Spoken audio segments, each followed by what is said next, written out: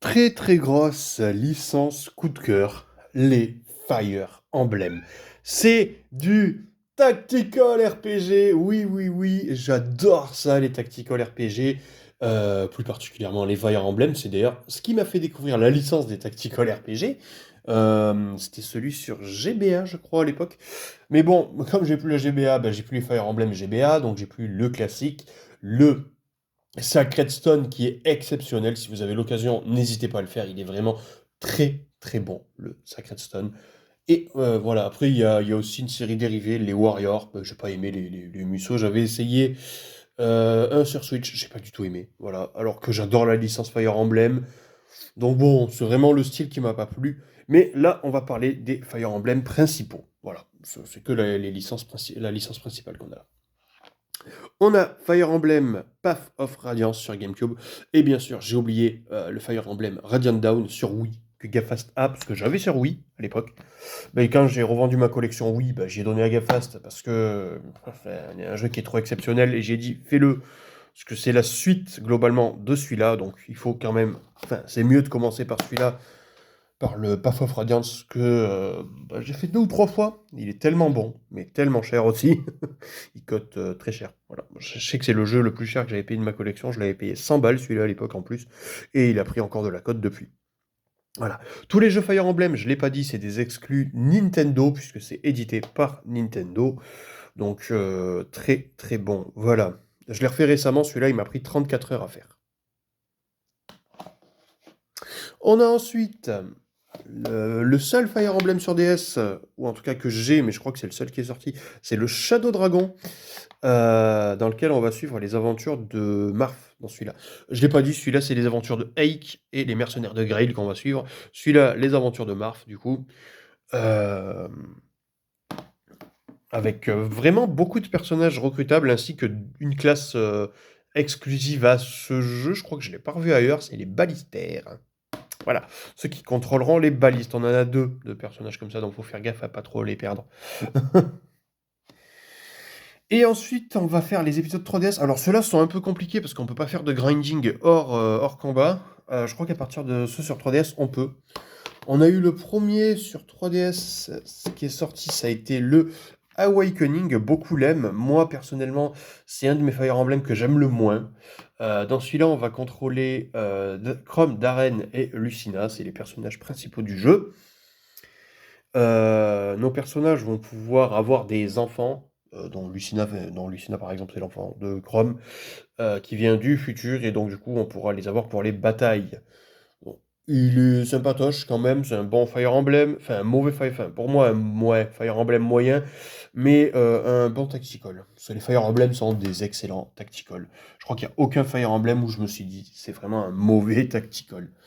Ensuite, je ne sais pas si c'est... Bon, on va dire, on va présenter celui-là, c'est mon Fire Emblem préféré, le Fire Emblem Shadow Echo of Valentia. C'est le remake de Gaiden qui était sorti sur Game Boy.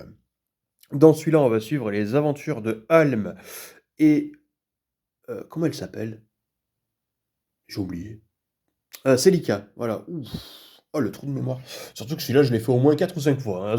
Parce qu'en fait, dans celui-là, on va pouvoir avoir toutes nos unités en combat. Voilà. Ça, c'est génial. Je trouve c'est le seul Fire Emblem où j'adore ce Fire Emblem pour ça, parce que on n'est pas obligé de faire un choix sur les unités qu'on va devoir prendre. Il n'y a qu'un donjon qu'on pourra en prendre 10, mais sinon, on peut avoir toutes les unités en combat, et ça, c'est cool. Parce que du coup, elles prennent toutes de l'XP, et c'est vachement représentatif, parce que dans un jeu, oh non, mais toi, tu restes derrière, hein, parce que on est trop nombreux pour la bataille. Quoi? Non, quand il y a une bataille, il y a tout le monde qui y va à la bataille. Donc voilà, c'est pour ça que j'ai beaucoup aimé le jeu, voilà, tout simplement. Et enfin, Fire Emblem, Fate, Conquest et Héritage. Pareil, ça reprend le système d'Awakening dans lequel nos héros peuvent avoir des enfants. Dans ce jeu, en fait, Fate enfin, Héritage et Conquest sont les opposés. On va dire que Héritage, c'est le blanc, Conquest, c'est le noir. Héritage, c'est facile, Conquest, c'est plus difficile avec des missions un peu plus particulières. J'ai bien sûr préféré Conquest à Héritage, même les familles de princes qu'on va avoir, parce que notre personnage principal sera Corinne, et on aura les familles d'Ishido ou de Nord. Donc Ishido, on aura Ryoma, Takumi, Inokia et Sakura. Et Nord, on aura Xander, Léo, Camilla et Elise. Voilà. J'ai préféré le Conquest parce que plus compliqué, les personnages puissants ils arrivent à la fin. Là où Héritage, on a directement la famille princière. Donc, on va dire quand on a directement Ryoma, bah voilà, les combats sont beaucoup plus simples, alors que là, Xander, on l'a vers la fin.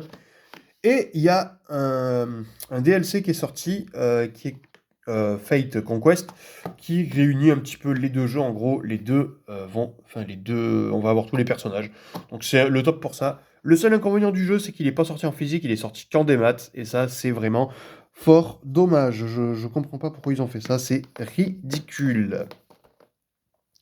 Et enfin, on a deux jeux Fire Emblem qui sont sortis sur Switch. Le Tree Houses, dans lequel on va avoir Billette, notre personnage principal, ainsi que un choix d'une des trois maisons au départ, avec le prince... comment il s'appelle? Ok.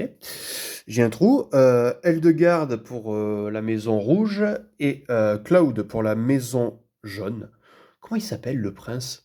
Il se peut surnommer le facochère par un des persos. Oh, j'ai oublié le nom, la honte. Bon, bref, le prince, j'ai oublié le nom. C'est pas mal. Alors que j'ai fait le jeu plusieurs fois, je l'ai fait pour chaque maison. On a 4 choix possibles à la fin. Oui, parce qu'il y a, vous verrez, selon l'histoire, on peut choisir deux choix à la fin. Et par contre, ce qui est dommage, c'est qu'on est obligé de refaire tout le jeu si on veut faire les autres fins, donc à ne pas faire d'affilée, puisque les trois fins, il y en a une des fins qui se ressemble un peu, la quatrième se ressemble un peu, mais les trois autres fins sont complètement différentes, et je vous recommande vraiment de faire les trois fins, parce que vraiment, elles sont toutes très très bonnes. On peut recruter évidemment des personnages d'autres maisons, c'est-à-dire les voler un petit peu, ça nous sera vachement utile pour la partie 2 surtout. Vraiment un très très bon jeu. La gestion du monastère est sympatoche, on va dire que ça se fait. C'est un peu longué, je trouve, c'est dommage à ce niveau-là, mais ça se fait. Voilà, les personnages sont vraiment très sympathiques, puisqu'il y a beaucoup de personnages secondaires qui auront pas mal d'intrigues, donc même les personnages secondaires ne seront pas délaissés, et ça c'est vraiment agréable. C'est vraiment, on va dire que dans celui-là de Fire Emblem, le premier, on a quelques personnages secondaires qui vont être importants. Les Fates, à part la famille princière, les autres sont clairement oubliables. Et quelques persos. Voilà. Celui-là, à part quelques personnages, bon, ils seront pas mémorables non plus. Celui-là, j'ai vraiment pas beaucoup de souvenirs parce que je l'ai pas trop fait. Celui-là, vraiment, il y a pas mal de personnages secondaires qui sont bien mis en avant parce qu'ils ont des petites scénettes, des combats perso et tout, donc ça c'est cool.